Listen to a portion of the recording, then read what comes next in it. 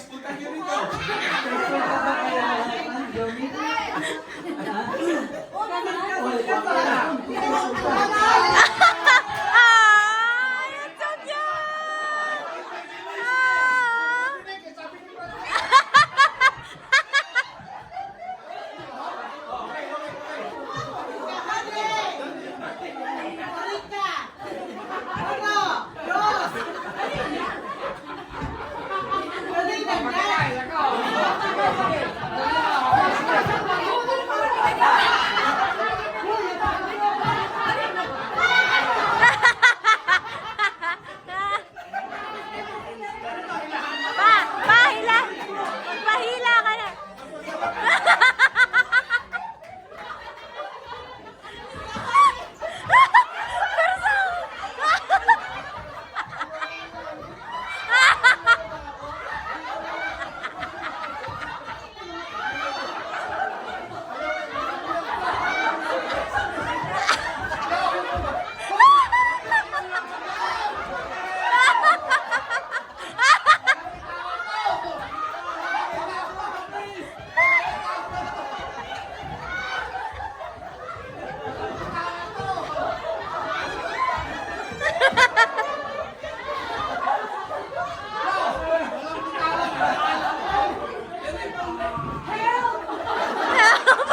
Help!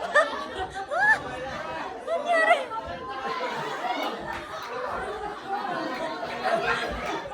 Si Kuya!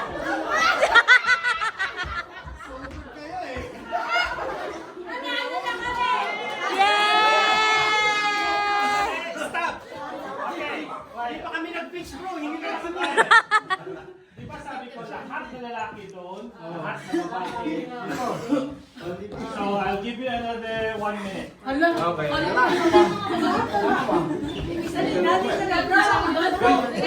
Bakit dito lang kayo?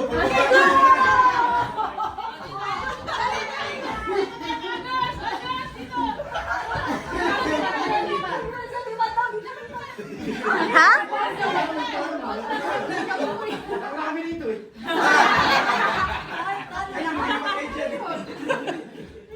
Sigurado kayo dyan? Ha? Sigurado kayo? Sigurado kayo dyan?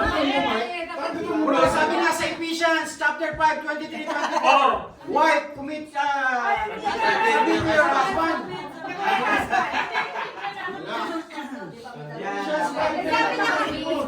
Sino nanalo? Sinabit na. Pareho ko na. Sino nanalo?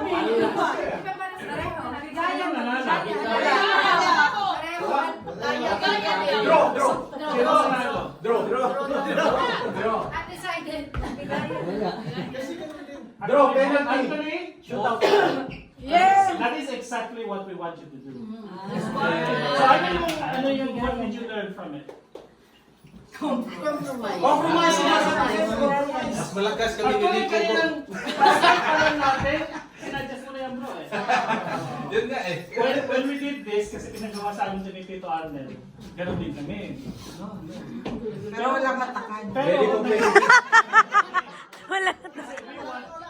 talaga kung sino yung mas magaling, sino yung mas strong ang ang pulling power. But we thought, hindi, kailangan, ang instruction lang naman is, all the boys nandito sa kabila, and all the girls is nandito. So, how do we apply that sa natin, sa buhay natin?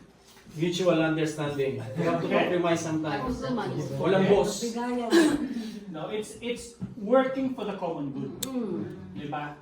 It doesn't mean na dito kayo, na we are better. Hindi. A lot of things na ginagawa natin sa community requires us to compromise and requires us to win both. It's a win-win situation dapat. And also sa mga mag-asawa, anong mga situation? maraming situations, especially sa mga mag-asawa, na panalo ako.